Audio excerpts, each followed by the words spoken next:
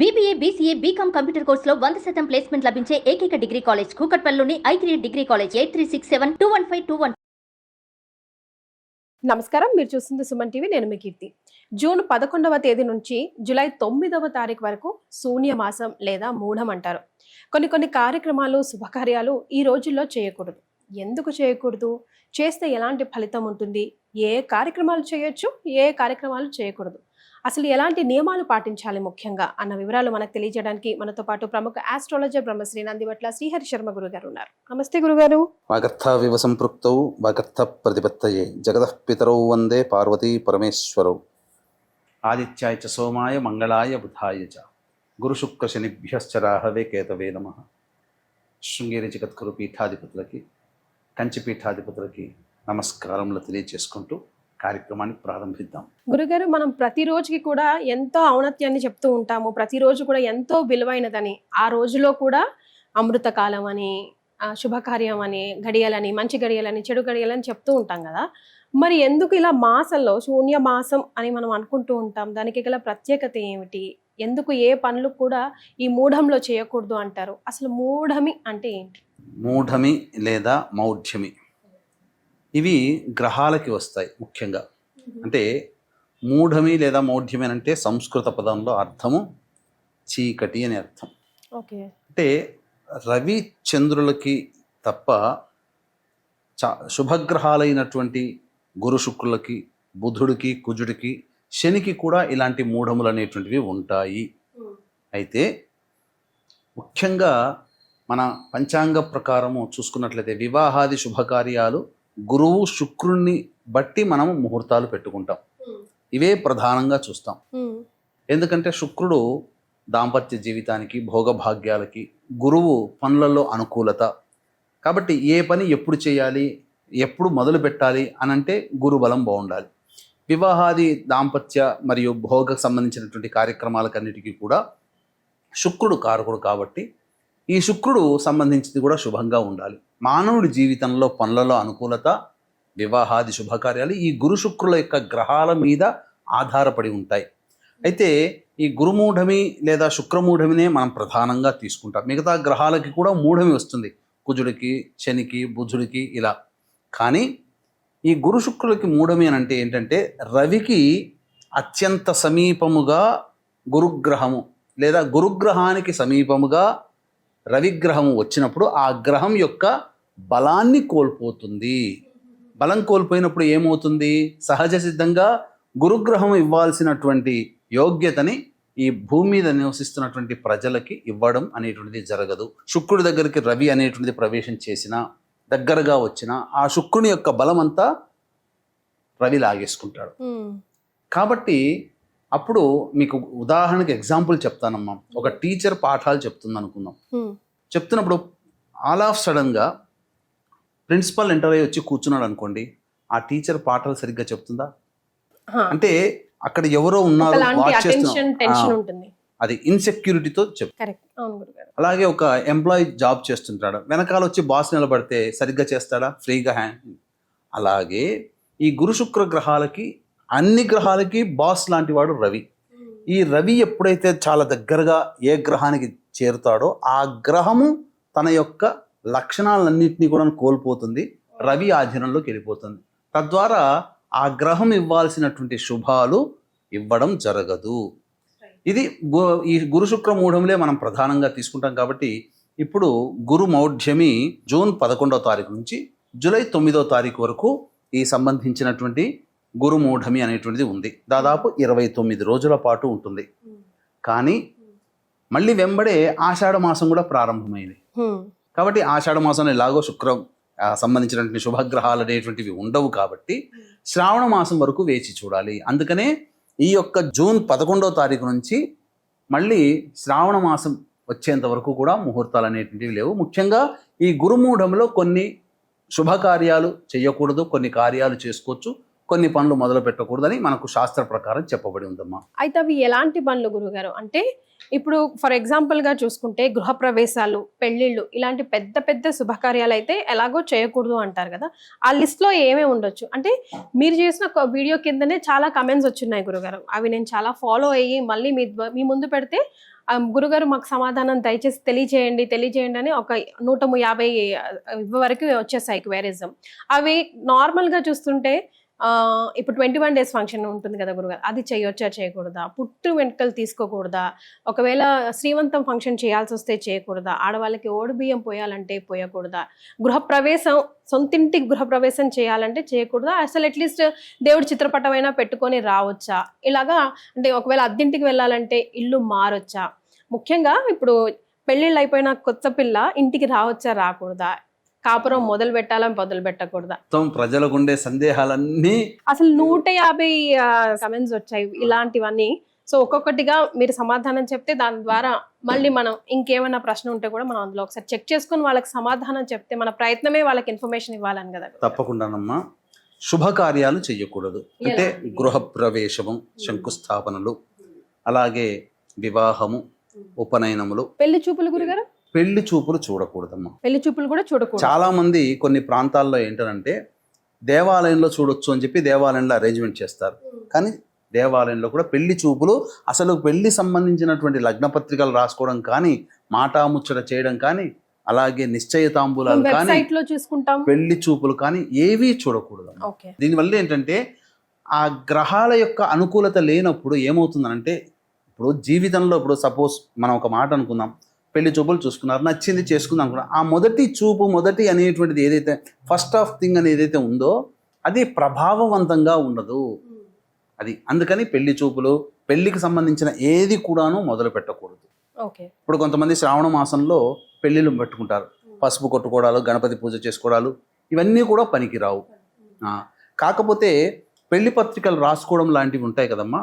ఈ ఆషాఢ మాసము అనేటువంటిది చూసుకున్నప్పుడు అయితే ప్రధానంగా ఈ మూఢమి వెళ్ళిన తర్వాత పౌర్ణమి లోపల ఒక శుభదినం రోజున గణపతి పూజ చేసుకొని పెళ్లి పత్రికలకు సంబంధించిన ఇన్ఫర్మేషన్ రాసుకోవచ్చు. జూలై 9 తర్వాత అంటున్నారా? నిశ్చయితాంబూలాలు పనికిరాదు, అది జూలై 9 తర్వాత పెళ్లి పత్రికలు అచ్చు వేయించుకోవడం లాంటివి ఆ విధంగా ఆషాఢ మాసం పౌర్ణమి లోపల చేసుకోవచ్చు. ఓకే.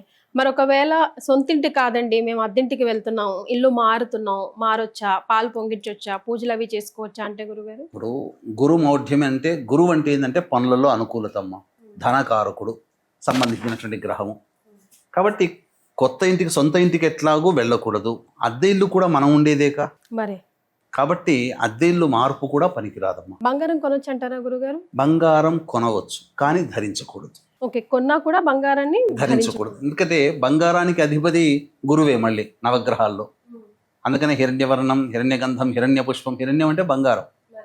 కాబట్టి బంగారం కొనవచ్చు కానీ ధరించకూడదు. ధరించడానికి మంచి సమయం చూసుకొని ధరించవచ్చు. ఓకే, మరి ఏ పనులు చేయొచ్చు గురుగారు? అట్లీస్ట్ లైక్ అంటే ఇప్పుడు 21 డేస్ ఫంక్షన్ ఉంది, అది ఖచ్చితంగా అది చేయాల్సిందే కదా. ఖచ్చితంగా పిల్లవాడు పుట్టిన తర్వాత నామకరణం చేయవచ్చు, తప్పేమీ లేదు. శ్రీమంతము కూడా చేసుకోవచ్చు, తప్పేమీ లేదు అందులో. తర్వాత కొన్ని సందర్భాల్లో కొంతమంది శ్రీమంతానికి మూడమి తర్వాత చేసుకుందాం, ఎందుకంటే 9 నెలల్లో చేసుకుందామని పట్టింపుతో కొంతమంది శ్రీమంతం చేసుకోవచ్చు, కానీ శాస్త్రం ప్రకారం శ్రీమంతం చేసుకోవచ్చు, తప్పేం లేదు. పుట్టు వెంట్రుకలు తీయకూడదు, పుట్టు వెంట్రుకలకి అది పనికిరాటు కాదు. అక్షరాభ్యాసము చేయకూడదు. నామకరణం చేయొచ్చు, అన్నప్రాసన ఆపకూడదు కదా. ఆడపిల్లకైనా మగపిల్లవాడికైనా 6వ నెల అన్నప్పుడు 6వ రోజు, అది ఏ రోజైనా తిదివారం పురుషులకి, స్త్రీలకి బేసి సంఖ్యలో 5వ నెల 5వ రోజు, ఇలా దానికి మాత్రం ఆపకూడదు. మంచి చెడు అనేది లేకుండా అమావాస్య అయినా కానీ 6వ నెల 6వ రోజు అమావాస్య అయినా కానీ ఆ రోజు చేయొచ్చు, తప్పేమీ లేదు. ఏది అన్నప్రాసనకి సంబంధించి. ఇంకా చెప్పాలి అని అంటే భూములు కొనుగోలు, అమ్మకాలు, క్రయ విక్రయాలు చేసుకోవచ్చు, రిజిస్ట్రేషన్స్ చేసుకోవచ్చు, తప్పు లేదు. కానీ శంకుస్థాపనలు పనికిరావు. వాహనాలు కొనుగోలు చేయకూడదు. కొంతమంది వాహనాలు కొనుగోలు చేస్తారు, కొనుగోలు చేయకూడదు. ఉద్యోగం లాంటి వాటిలో చేరవచ్చు, నిత్యంగా జరిగేటువంటిది కాబట్టి తప్పు లేదు. ఉద్యోగంలో, కొత్త ఉద్యోగంలో మార్పులు అవన్నీ చేసుకోవచ్చు. ఇప్పుడు ఆడపిల్ల మెచ్యూర్డ్ అయితే గురుగారు ఈ మూఢ్యంలో ఏమన్నా మళ్ళీ రెమెడీస్ పాటించవలసి ఉంటుందంట? ఈ మూఢంలో ఫంక్షన్స్ అవి అది మనకు ప్రకృతి పరంగా వచ్చేటువంటిది కాబట్టి చేసుకోవచ్చు. అటువంటి కార్యక్రమాలు ఇంట్లో చేసుకోవచ్చు. ఆషాఢ మాసంలో ముఖ్యంగా ఆడపిల్ల ఒక గడపని అత్తతో పాటు దాటకూడదు అని అంటూ ఉంటారు కదా గురుగారు. మరి కొత్తగా పెళ్ళైన వారు ఆడపిల్ల ఆ రోజు 3 నెలలకి తీసుకొచ్చేస్తాం, 2 నెలలకి తీసుకొచ్చేస్తాం అని పెట్టుకుంటుంటారు. ఈవెన్ ప్రెగ్నెంట్ ఉమెన్ కూడా అట్లా చేయొచ్చా, రావచ్చా, తీసుకొచ్చేయచ్చా ఇంటి కోడల్ని తిరిగి? కొత్తగా పెళ్ళైన తర్వాత ఇప్పుడు జ్యేష్ఠ మాసంలో పెళ్లి చేసుకున్నారు, అందుకనే పెళ్ళి అయిపోగానే ఇవన్నీ ఉంటాయనే ఉద్దేశంతోనే పూర్వకాలంలో పెళ్ళి అయిపోయినంటే పెళ్లి ముహూర్తాలు ఎప్పుడు ఉంటాయి? గురుగ్రహం శుభగ్రహాలు మంచిగా ఉన్నప్పుడే కదా, మూఢమి లేని సమయంలోనే కదా ముహూర్తాలు ఉండేటివి. అందుకనే ఇలా ఆలస్యం చేస్తారేమనే ఉద్దేశంతోనే పెళ్ళి అయిపోగానే నవవధూ ప్రవేశం అనేది చేయిస్తారు. ఎందుకు అత్తగారింటికి అమ్మాయి వెళుతుంది? ఎందుకనంటే ఇటువంటివి మంచి చెడు రోజులు అనేటువంటివి ఉంటాయి, భవిష్యత్తులో వస్తాయని. ఎందుకంటే ఇలా జ్యేష్ఠమాసం అయిపోగానే, ఇప్పుడు జ్యేష్ఠమాసం కూడా పూర్తి కాలేదు, పెళ్లి ముహూర్తాలు ఉండగానే పౌర్ణమి ముందు రోజు నుంచే మూఢమి ప్రారంభమైపోయింది. అంటే మరి పౌర్ణమి ముందు జరిగినటువంటి వివాహాది శుభకార్యాలు ఉంటాయి. ఒకవేళ గనక అమ్మాయి వధూ ప్రవేశం చేయకపోతే మళ్ళీ ఆ మూఢం వెళ్ళిన తర్వాత వెళ్ళాలి. ఎందుకు గురుగారు అసలు ఈ శాస్త్రం ఆడపిల్ల ఆషాఢ మాసంలో అత్తవారింట్లో ఉండకూడదు అని? ఆషాఢమాసము అత్తవారింట్లో ఉండకూడదు అనడానికి కాలానుగుణంగా ఋతుగమనం అనేటువంటిది దీన్ని అర్థం చేసుకోవాలి. ఎందుకంటే గ్రీష్మ ఋతువు జ్యేష్ఠమాసము ఆషాఢం. ఈ గ్రీష్మ ఋతువు ఎండింగ్ అయ్యేటువంటి మాసం ఏంటి? ఆషాఢం. ఈ ఆషాఢ మాసంలో ఎలా ఉంటుంది? పూర్తిగా వేడి, అనగా వేడి గాలులతో కూడుకున్నటువంటి సంబంధించినటువంటి నైరుతి ఋతుపవనాలు, వర్షాలు స్టార్ట్ అవుతాయి. కొన్ని తొలకరి జల్లులు కూడా మన భూమి మీద పడతాయి. ఉన్నప్పుడు ఏంటంటే ఆ భూమి మీద దుమ్ము ధూళి అనేటువంటిది కప్పబడి ఉంటుంది కదా, వానలు లేక. ఒక్కసారి వానలు పడేసరికి ఆ దుమ్ము ధూళి అంతా కూడా పొగ రూపంలో ఈ యొక్క ప్రకృతిలో వ్యాపించినప్పుడు కొన్ని సూక్ష్మ క్రిములు యొక్క ప్రభావము కొత్తగా పెళ్ళైనటువంటి దంపతుల మీద పడుతుంది. ఎందుకంటే వివాహమైన తర్వాత ఈ దంపతులు అనేటువంటి వాళ్ళు దాంపత్యంలో ఉంటారు. ఉన్నప్పుడు కొన్ని అనారోగ్య సూచనలు వస్తాయనే ఉద్దేశ్యంతో ఆషాఢ మాసంలో కోడలు ఇంట్లో ఉంటే అత్తగారికి గండవనో, అత్తగారికి గొడవలు వస్తాయనో ఒక మాట ఏర్పాటు చేసి దూరం ఉంచారు. ఒక గడప దాటకూడదు అలా. అంతే తప్ప శాస్త్రీయత తప్ప, ఆచారమే సాంప్రదాయమే తప్ప మూఢనమ్మకం ఏమీ లేదు. ఇది చూస్తే ఎవరైనా సైన్స్ ప్రకారం ఆలోచిస్తే కరెక్టేనే అంటారు. డాక్టర్లు కూడా చెప్తారు ఆషాఢ మాసము దాంపత్యానికి పనికి రాదు అని. ఆ తర్వాత ఈ యొక్క ప్రకృతి పరంగా కూడా అంత సరిగ్గా ఉండనటువంటి సమయము కాబట్టి ఏం జరుగుతుంది? పుట్టే సంతానము కాస్త బలహీనమైన సంతానం కలుగుతుంది ఆషాఢ మాసంలో గర్భధారణ జరగడం ద్వారా. అందుకని మీకు ఇటువంటి ఋతువుకి మధ్య ఉండే సమయం ఉంటుంది చూడండి అమ్మా, అది సరైన సమయం కాదు. పాల్గొన మాసానికి చైత్ర మాసానికి ప్రకృతి అంతా కూడా ఆకులు రాలిపోతాయి. అందుకని పాల్గొన మాసంలో వివాహాలు చేసేవాళ్ళు కారు ఒకప్పుడు. ఇది మరి ఏం చేయాలంటారు గురుగారు? ఈ నెల రోజుల పాటు మనము ఎలా సద్వినియోగం చేసుకోవాలి? దైవ చింతనలో ఎలా ఉండాలంటారు ఒక మాట? ఈ యొక్క సంబంధించినటువంటివి ప్రధానంగా దేవాలయానికి వెళ్ళవచ్చు, అన్నదాన కార్యక్రమాదులు చేయవచ్చు, ముఖ్యంగా పూజాది హోమాది కార్యక్రమాలన్నీ జరిపించుకోవచ్చు. ఎందుకంటే బ్రాహ్మణులందరూ ఇప్పుడు మూఢమి ముహూర్తాలు ఉండవు కాబట్టి చాలా ప్రశాంతంగా ఉంటారు.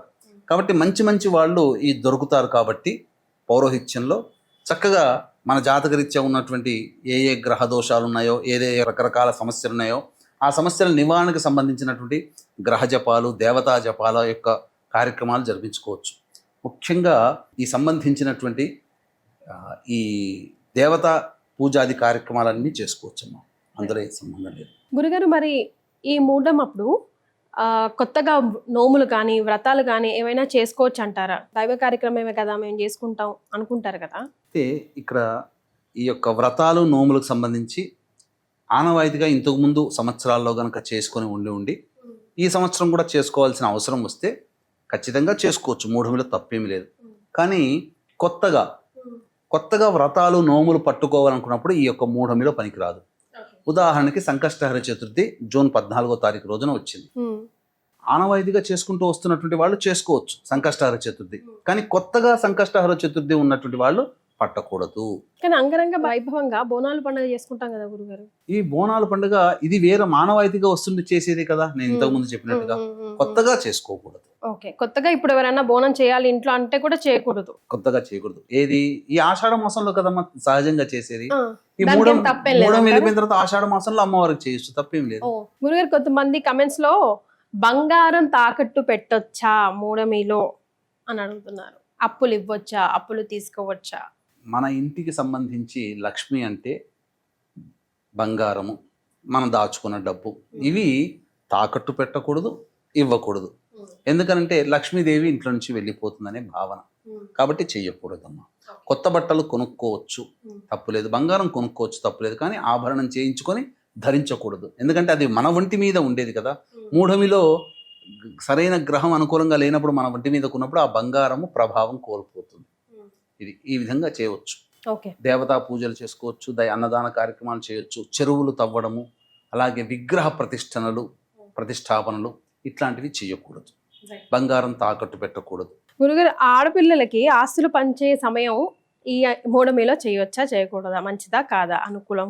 మూఢమిల్లులో ఏవైనా శుభమా అంటే, ఎందుకంటే ఆస్తి పంచి ఇవ్వడం అని అంటే అందరికీ కూడా లక్ష్మే కదా లక్ష్మి గురుగారు, ఇవ్వడమే కదా ఎటు తిరిగి సంపాదించింది. చూసినా. కాబట్టి ఒక సమయం కోసం ఎందుకు మనకు ఇన్ని విధాలుగా మనకు మూఢమి పనికిరాదు, కొన్నిటికి పనికొస్తుంది అని చెప్పినప్పుడు, మనం పెద్దలు చెప్పినటువంటిది, మహర్షులు చెప్పినటువంటిది, సైంటిస్టులు చెప్పినటువంటి మాట ఇది, మనం నమ్మాలమ్మా, తప్పదు. సో ఇప్పుడు బై డిఫాల్ట్ ఏంటంటే గురు బలం తగ్గిపోతూ ఉంటుంది కాబట్టి మనం ఏది కూడా చేయకూడదు అని అంటున్నాం కదా. మరి ఆ గురు బలాన్ని పెంచుకోవాలంటే ఏం చేయాలి గురుగారు ఈ మూడమిలో? గురువు బలాన్ని పెంచుకోవడం అంటే, గురువు నిజంగా ఏ జన్మించినటువంటి లగ్నాలకి గురువు పనికిరాడు అని అంటే, వృషభము, మిథునము, కన్య, తుల, మకరము, కుంభ లగ్నాలలో లేదా ఆ వృషభ, మిథున, కన్య, తుల, మకర, కుంభ రాశుల్లో జన్మించినటువంటి వారికి గురువు అనుకూలముగా ఉండడు. అలాగే అనుకూలంగా ఉండనటువంటి గురువు అనుకూలంగా చేసుకోవడం కోసం మీన, మేష, కర్కాటక, సింహ, వృశ్చిక, ధనుస్సు లగ్నాలకి గురువు చాలా శుభకరుడు. అటువంటి శుభకరుడు అయినటువంటి గురువు బలహీనం కోల్పోయినప్పుడు మొత్తంగా ఏతవాత చూసుకుంటే 12 రాశుల వారికి కూడా గురువు కావాల్సిన వాడే. అటువంటి గురువు అనుగ్రహం పొందాలి అని అంటే సింపుల్గా చెప్పేటువంటిది ఏందమ్మా, మనలో ఉన్నటువంటి ఒక ఈగో అనేటువంటిది పక్కకు పెట్టుకొని ఇంటికి వచ్చినటువంటి పెద్దలకి మంచిగా చక్కగా మర్యాదగా పలుకుతూ వాళ్ళ ఆశీర్వచనం తీసుకోవాలి. పాద నమస్కారం ఆశీర్వచనం, ఇది ఒక రకంగా ఈగోని పక్కకు పెట్టి చేసుకోదగినది. ఎందుకంటే అందరికీ ఈగోలు వచ్చేసేసే కదా. రెండవది, దేవాలయంలో ఎప్పుడైనా కానీ ఉచిత సేవ చేయాలి. ఇక్కడ కూడా ఇంకొక మూడవది చెప్పేటువంటి ఈగో ఏంటనంటే, దేవాలయంలో దేవుడికి సమర్పించిన ప్రసాదం ఉంటుంది, అందులో ప్రసాదము తీపి పదార్థం ఉంటుంది, అలాగే కొన్ని ఉడకబెట్టి శనగలు, మిరపగింజలు, మిరపకాయలు, పులిహోర, కరివేపాకు ఇవన్నీ కూడా వేస్తారు. చాలా మంది ప్రసాదంగా ఇచ్చినప్పుడు వాళ్ళకి ఇష్టమైన తిని, కొంతమంది కరివేపాకు ఈ సంబంధించినటువంటి ఇష్టం ఉండదు. కానీ ఇదన్నీ కూడా దేవుడికి నైవేద్యం పెట్టినప్పుడు ప్రతి వస్తువు దైవస్వరూపమే. చాలామంది కింద పడేసి మిగతాది తింటారు. ఆ కింద పడేసింది ఎవరైనా అది తొక్కారనుకోండి, అపరాధము అన్నమాట, దైవాపరాధము. కాబట్టి ఏ వ్యక్తికైనా అటువంటి దైవ అపరాధము జరగకుండా మనం గనక కాపాడినట్లయితే, అంటే ఏంటి, కింద పడ్డటువంటి తీసేసి డస్ట్బిన్లో వేసి చేతులు కడుక్కుంటే చాలు. అప్పుడు దైవము నాకు ప్రసాదించినటువంటి వస్తువు అపవిత్రం కాకుండా, మాలిన్యం కాకుండా కాపాడాడు ఆ మనిషి అని చెప్పి దైవానుగ్రహాన్ని ప్రసాదిస్తుంది. గురుబలం అంటే అదే దైవానుగ్రహం. ఈ వీడియో ద్వారా అనేక విషయాలు తెలియజేశారు గురుగారు, ధన్యవాదాలు. సర్వం శ్రీ ఉమామహేశ్వర పరబ్రహ్మార్పణమస్తు.